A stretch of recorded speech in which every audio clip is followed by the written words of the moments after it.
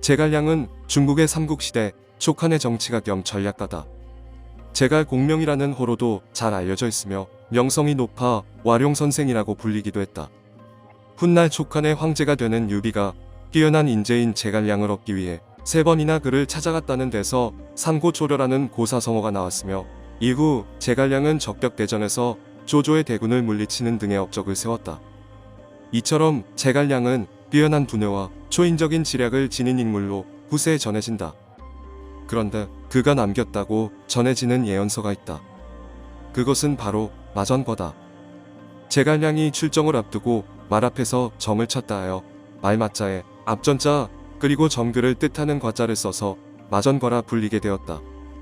마전과는 1과부터 14과까지로 이루어져 있고 각 과의 내용은 비교적 간결하다. 하지만 그 내용은 굉장히 명확하게 중국의 모든 시대를 예언하고 있다.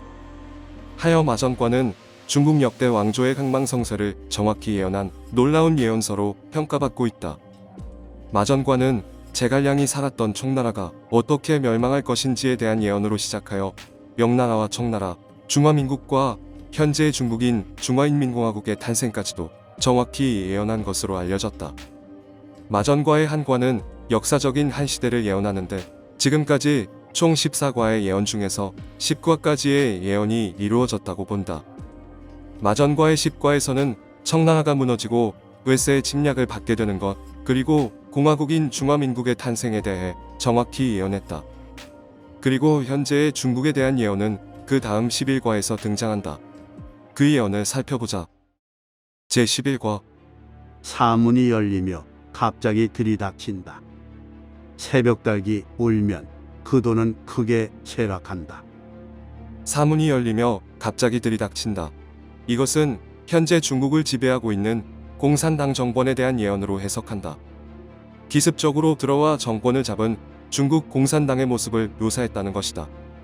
그 다음 문장, 새벽 달기에 울면 그 돈은 크게 쇠락한다. 여기에 대해서는 크게 2가지 해석이 있다.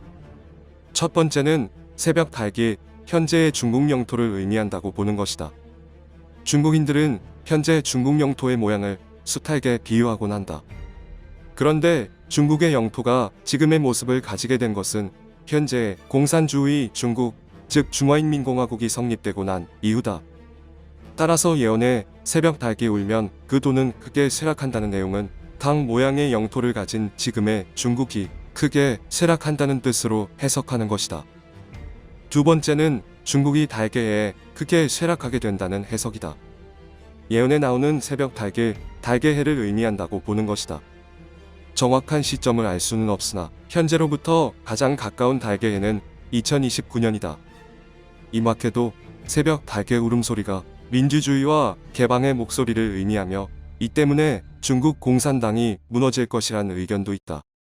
이렇듯 해석에 대한 차이는 조금씩 있지만 어쨌든 제갈량이 현재의 중국이 쇠락할 것을 예언한 것으로 본다.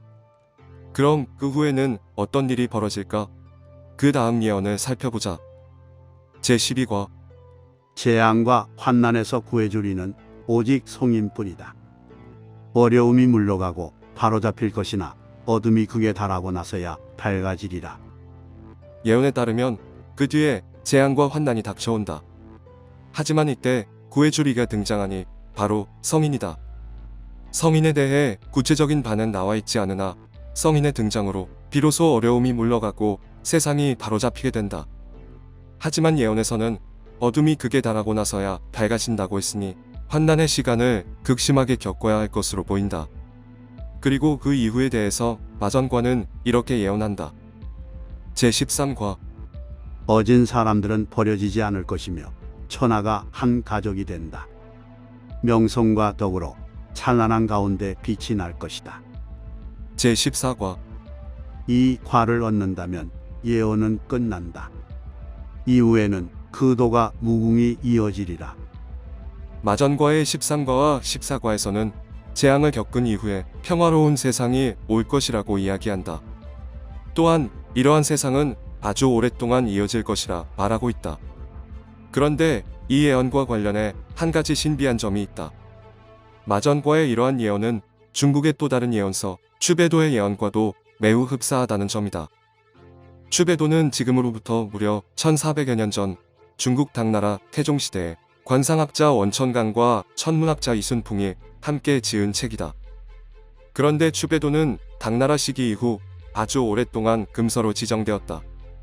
추배도에는 중국 왕조들의 대사권과 교체에 대해 너무 세세하고 정확한 예언이 담겨 있었기 때문이다. 추배도를 연구하는 이들에 따르면 추배도는 측천무후에 관해 정확히 예언했고 양귀비에 대해서도 예언했다. 또 제2차 세계대전과 일본의 패망, 그리고 중국 지도자 덩샤오핑의 등장과 이를 통해 중국이 부흥하게 될 것이라는 내용도 있다.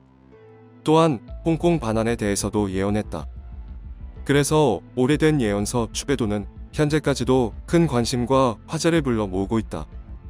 추배도의 예언에 따르면 세계대전으로 추정되는 큰 재앙을 겪게 되는데 이때 전쟁을 멈출 한 인물이 등장한다. 그리고 전쟁이 끝나고 나면 천하의 모든 사람들이 일가가 되어 크게 화합하여 모여 살게 되리라고 예언한다. 이는 큰 재난과 이를 해결할 성인의 등장, 그리고 그 후에 평화로 이어지는 마전과의 예언과 무섭도록 비슷하다.